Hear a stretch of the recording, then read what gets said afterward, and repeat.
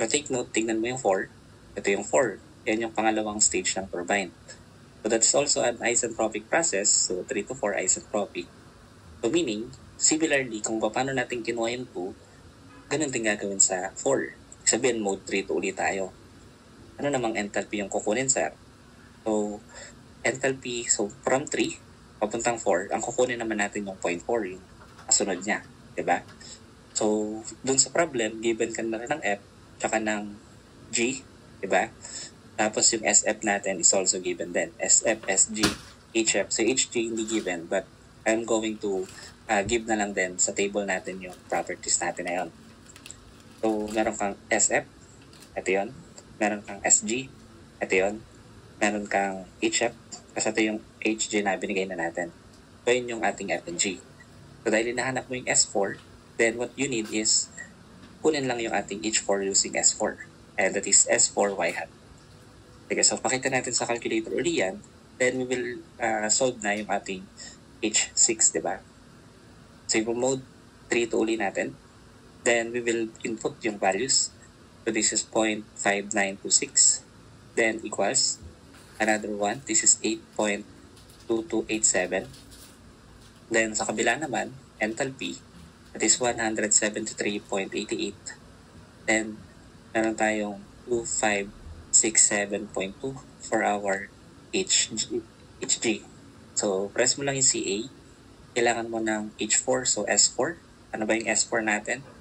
So, kung titignan sa plot, ito yung S4 na kailangan mo. Pero isentropic nga to.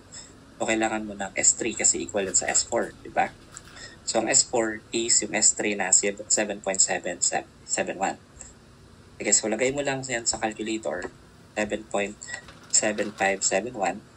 Then, kunin yung Y hat kasi naka-Y yan. So, ups 85. And so, yan yung ating H4. So, press mo ng equals. Makuha na natin H4. That is 24. And so, anyway, close naman din.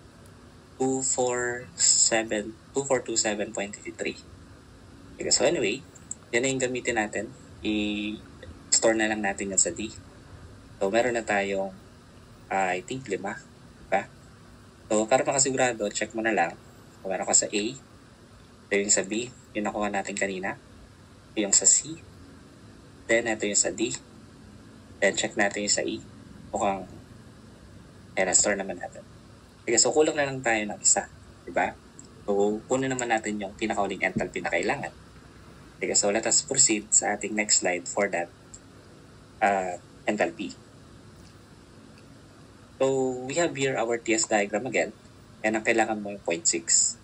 So, kung papansinin, yung process ng 5 to 6 is basically isentropic pa rin. Or sometimes, in reality, that is basically adiabatic pumping. So, kapag Rankine cycle kasi adiabatic na yung pumping, hindi siya isentropic. So, anyway, ito na nga yung table natin. And ang kulang natin yung 0.6.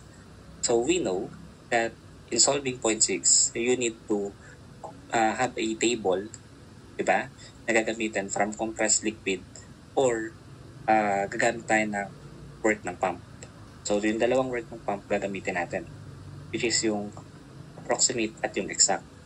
So, ito yung exact pump work, change ng enthalpy, so that is from 5 to 6, diba? Kaya 6 minus 5.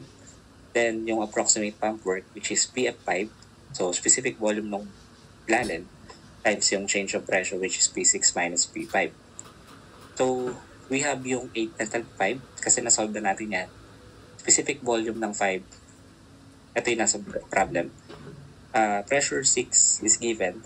Yan yung ating pressure dito sa 6, which is yung highest pressure, boiler pressure, minus yung pressure sa ilalim, pinakamaliit, yung condenser pressure natin. So, given naman tong tatlo, tapos given din H5, we can now solve yung H6 natin. So, lagay mo lang yung values. Ito yung H5. Ito yung DF5. Ito yung P6, yung pinakamataas, 8. Saka yung pinakamababa, 0.08. So, sir, ba't may times 1,000? The reason for that is ang unit neto, megapascal. So, para maging kilojoule per kilogram yung unit natin, then we need to convert yung megapascal into kilopascal. Kaya meron tayong 1,000. Sige, so with that, we will now solve yung enthalpy 6 natin.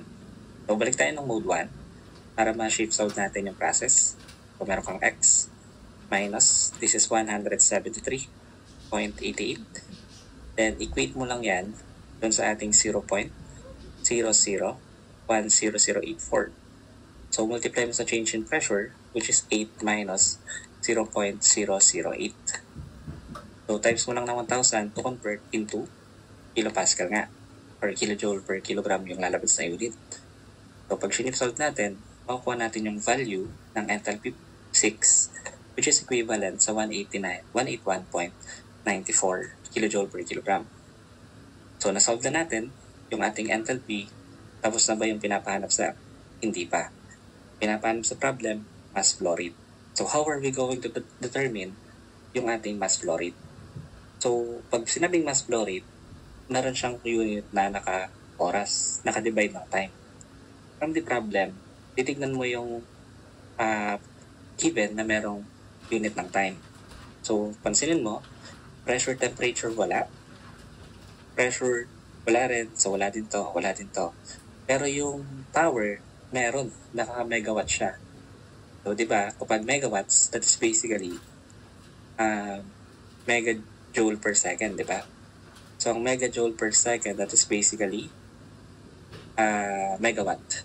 Kaya meron kang unit dito ng time. So, in that way, malalaman mo na dito sa 100 megawatts na yan, dyan kukunin yung mass flow rate natin. Since meron tayo time. So, that 100 megawatts is power output. So, yun yung kukunin natin na formula. The power output of the turbine. So, let us solve the power output of the turbine. So, ang turbine natin ay dalawa. Isa, pangalawa. So, power output dyan manggagaling. So, power output ng turbine is basically equivalent. So, itong net na natukoy dito is the net power output. Diba? Yung ating pump, pwede natin i-consider. Diba? So, kung i-consider natin yan, kulang pa to. But sometimes kasi, hindi na siya minsan sinasama gawa ng yan ay close naman. Diba? Hindi naman siya malaki kumpara dun sa output ng turbine. Anyway, isama natin para makasigurado tayo na sa choices, malay natin baka yun yung eksakto. Diba? Anyway, kung isasama yung pump, so ito yung turbine, H1 minus H2. Then another turbine, H3 minus H4. So i-minus mo lang yung pump. So meaning i-minus mo lang to, dagdagan mo lang nung mass nung steam ulit. And kasi turbine lang yung nasa slide, times yung pump natin na H6 minus H5. So, pag per second yung pinag-uusapan, most likely yung mas dito medyo may konting pagbabago. But close naman. Okay, so anyway, let us have yung ating value ng work net natin. So, lahat naman ng ating enthalpy nakastore sa calculator. So, wala nang problema. Didiretsuhin na lang natin to. Bali, meron tayo dito mass ng steam. That is yung hinahanap. 100 megawatt. So, gawin mo tong kilowatts. So, multiply mo ng 1,000 yung megawatt natin. So, E raised to 3. That is times 1,000. Then, equate natin yan dun sa mass ng steam. Then, multiply natin dun sa H1 minus H2. So, H1 na kay A minus H2 na kay B. Plus H3 na kay C minus H4 na kay D. Yan. So, minus yung sa pump natin, mass ng steam, times yung ating H6, yun na kay F, minus yung H5 natin, so na kay E. So, ulitin ko lang yung pump, pwede nyo hindi isama siya actually, since napakaliit lang nung difference nung yung work ng pump na ginawa natin kumpara sa output ng turbine. Pwedeng turbine na lang dito. Anyway, na-compute naman na natin, so why not isama na lang din. So, press mo na yung shift solve, then equals mo lang lahat yan, makukuha natin yung value ng steam natin. So, yung value ng steam is equivalent to, and so equivalent siya sa 58.33 kg per second. So, once na makuha na natin yan, so sir, tapos na ba yung problem? So, hindi pa. Since ang kailangan ng problem, naka per hour siya. So, ano yung gagawin natin kung per second siya? Hindi mo multiply pa natin ng 3,600.